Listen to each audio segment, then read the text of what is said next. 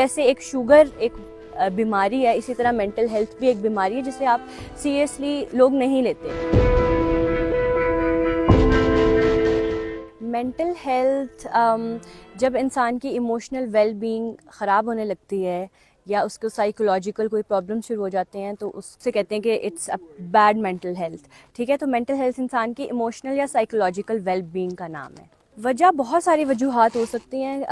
جیسے کسی کے ساتھ ٹریجڈی ہو جائے، کوئی انسیڈنٹ ہو جائے، لاس ہو جائے، اور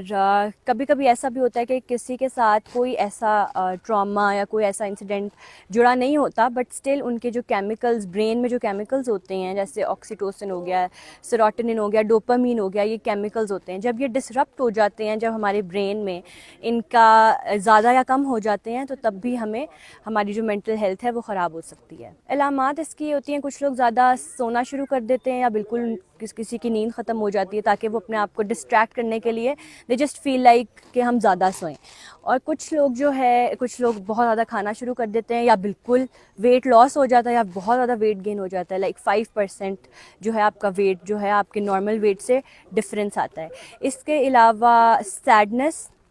بہت زیادہ آپ کو کرائنگ اسپیلز آ سکتے ہیں، لیکن ہر کیس میں ایسا نہیں ہوتا۔ ڈفرینٹ ڈس آرڈرز ہیں جن کا ڈفرینٹ طریقے سے علاج ہوتا ہے اور ڈفرینٹ وجوہات ہوتی ہیں ہر ڈس آرڈر کی۔ آپ کی فیملی میٹر کرتی ہے، جیسے اگر آپ کی فیملی میں مینٹل ہیلتھ پرابلمز ہیں تو آپ کو بھی ہو سکتے ہیں، چانسز اس کے سلائٹلی زیادہ ہوتے ہیں۔ اگر یہ علامات ظاہر ہو جانا چاہیے تو سب سے ضروری چیز یہ ہے کہ آپ کو ہیلپ لینی چاہیے، ہیلپ سے بالکل نہیں گھبرانا چاہیے، اور اٹس بیٹر کہ آپ ایک پروفیشنل مینٹل ہیلتھ جو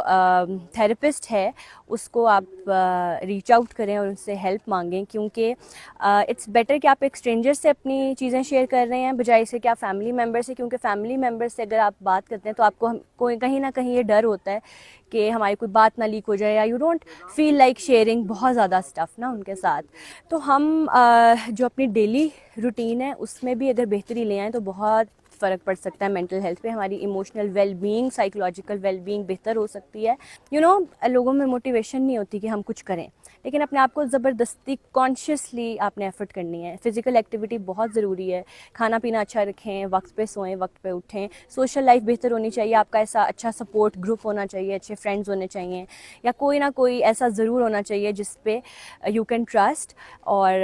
اگر پھر بھی کچھ بہتر نہیں ہوتا تو ضرور ایک مینٹل ہیلتھ پروفیشنل کو آپ جا کر اسے ریچ آؤٹ کریں اور ہیلپ لیں۔ بر وقت علاج میں یہ ہوتا ہے کہ جو ہمارا دماغ ہے وہ پھر اور زیادہ اسٹرانگ ہوتا جاتا ہے ان باتوں پہ۔ اگر آپ جتنی جلدی کرائیں گے اتنی جلدی جو ہے ٹاک تھراپی سے، یا sometimes we need medications, دوائیوں کی ضرورت ہوتی ہے، جتنا جلدی ہم یہ کرا لیں گے تو ہمارے لیے بہتر ہوگا۔ اور دوسرا یہ کہ ہماری سوسائٹی میں مینٹل ہیلتھ اسٹگما بہت زیادہ ہے۔ لوگ کہتے ہیں کہ اگر